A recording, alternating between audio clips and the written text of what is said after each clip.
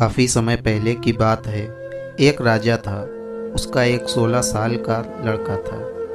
एक बार अचानक दूसरे राज्य के राजाओं ने उसके राज्य पर हमला कर दिया, जिससे उसे भारी नुकसान हुआ।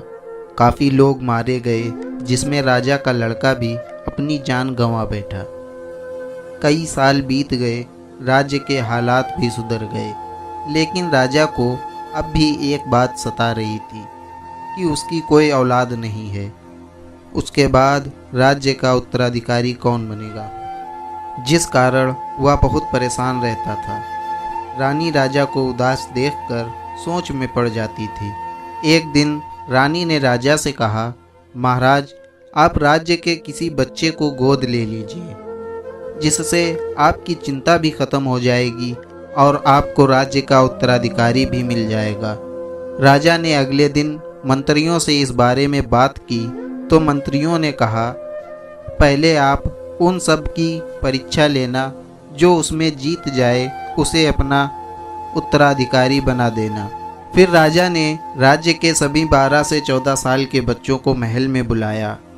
अगले दिन राज्य के सभी बच्चे महल में आ गए। राजा ने सभी बच्चों को एक एक मुर्गी दे दी और कहा, 1 महीने तक इनकी सेवा करो और जितने अंडे दें 1 महीने बाद उन्हें लेकर सभी लोग महल में आना। फिर हम देखेंगे किसके अंडे ज़्यादा हैं। उन बच्चों में एक बच्चा ऐसा था जिसकी मुर्गी 10 दिन बीत जाने के बाद भी अंडे नहीं दे रही थी, लेकिन वह रोज़ उसकी देखभाल करता था। देखते ही देखते 15 दिन बीत गए। वह बच्चा परेशान हो गया। तभी उसकी माँ ने कहा, बेटा धीरज रखो, कुछ मुर्गियाँ कुछ दिन रुककर अंडे देती हैं। फिर वह सेवा में लग गया। धीरे धीरे महीना पूरा हो गया। राजा के पास जाने का समय हो गया, लेकिन अभी तक मुर्गी ने एक भी अंडा नहीं दिया था। वह डरा हुआ था कि वहाँ सभी बच्चे अंडे लेकर आएंगे और उसके पास एक भी अंडा नहीं होगा। लेकिन वह बच्चा ईमानदार था। अब सारे बच्चे महल आ चुके थे।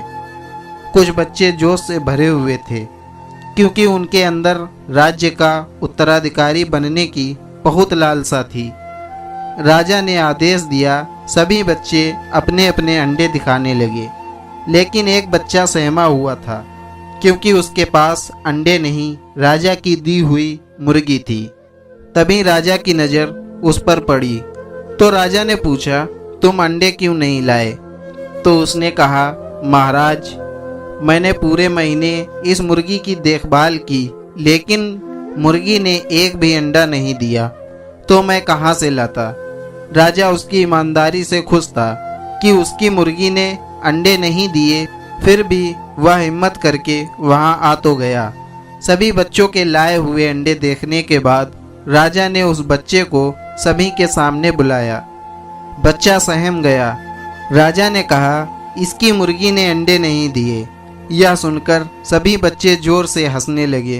तो राजा ने कहा, शांत हो जाओ, इतने खुश मत हो।